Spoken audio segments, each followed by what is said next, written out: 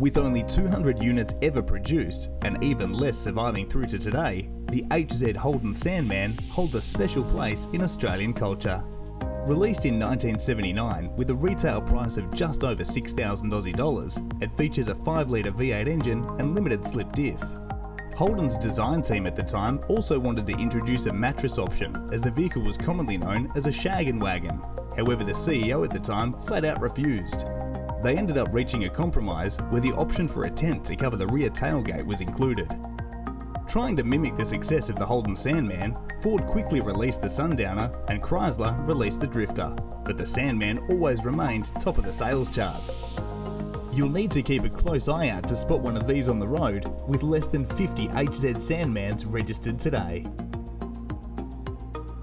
The restoration of this HZ Holden Sandman is a special one, in memory of Luke McCue. There's a great video from the Shed Show around the build and Luke's story. Click the link to check it out.